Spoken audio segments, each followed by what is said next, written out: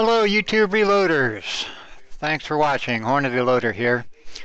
My standard disclaimer, I am not an employee of Hornady Manufacturing, nor do I have any interest, financially or otherwise, in the sale of Hornady products. I've been reloading for almost 35 years, and for the last 20 years I've been using Hornady equipment almost exclusively, hence the name Hornady Loader. The Hornady logo is a registered trademark of Hornady Manufacturing, Grand Island, Nebraska. Today's video will be an examination of the Hornady Rimfire thickness gauge. It comes with 5 pieces basically. The body, the same body that comes with the Hornady headspace gauge and the Hornady bullet comparator.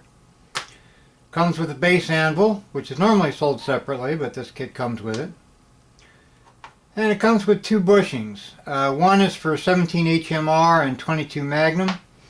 The other is for 22 short, long, and long rifle, as well as 17 Mach 2.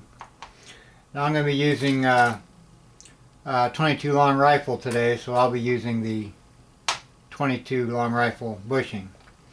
It also comes with a lanyard. The lanyard connects, one end connects to the caliper, the other end goes around your neck. This is so that you don't drop the whole assembly when there's a cartridge in there.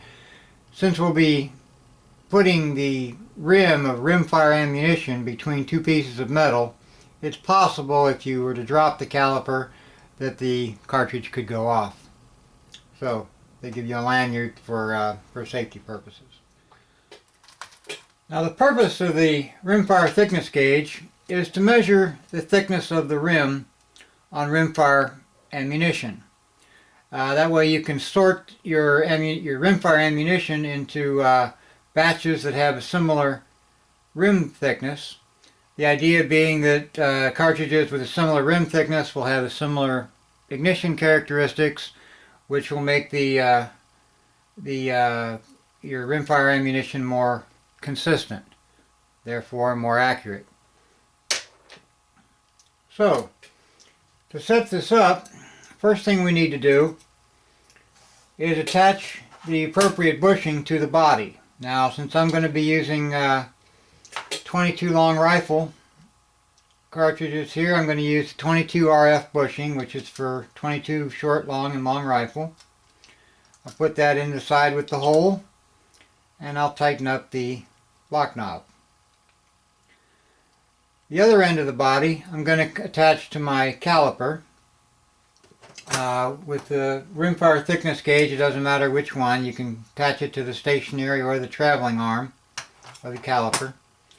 One thing you need to know about these bodies, this is true for the rimfire thickness gauge, the headspace gauge, and the bullet comparator, is there's 2 ways to put this on. One is in an offset position so that it's offset a little bit from the arm. The other is in the centered position so that it's actually centered on the arm of the caliper. Now if you look closely at the end here, you'll see that it has a thin side and a thick side. If I put the lock knob on the thin side, that'll put it on the caliper so that it's centered on the caliper arm. If I take the lock knob and put it in this hole over here on the thick side, it'll end up in the offset position once it's on the caliper arm. So I'm going to use the thin side so it'll be centered on the caliper.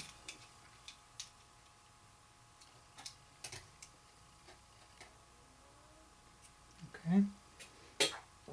Now the base anvil has the same thin side and thick side, so you want to make sure you use the thin side for the base anvil as well.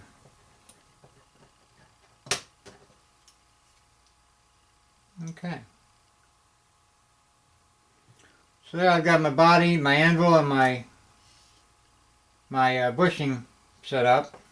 Next step would be to attach the lanyard to the caliper.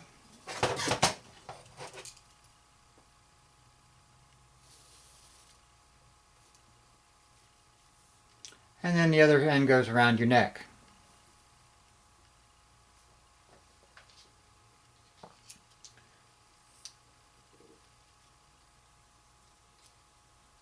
Now I'm going to close the caliper with everything attached and zero it at that point.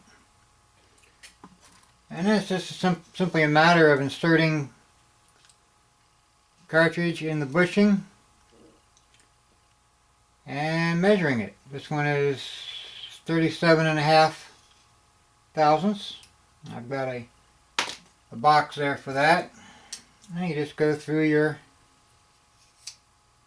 cartridges. This one's 39.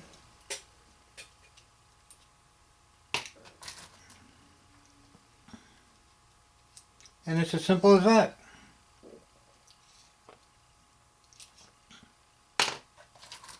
And once you have them all separated by rim thickness,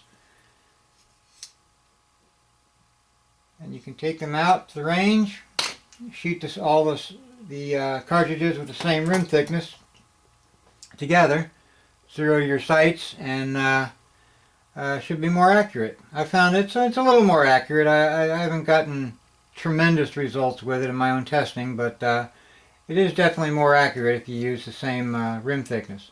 Also, some rifles will prefer a specific rim thickness. For instance, I've got a Marlin 22 that the 39 thousandths cartridges seem to be a little more accurate than some of the other thicknesses. So some guns prefer a different thickness depending on the head spacing that's in the gun, so on.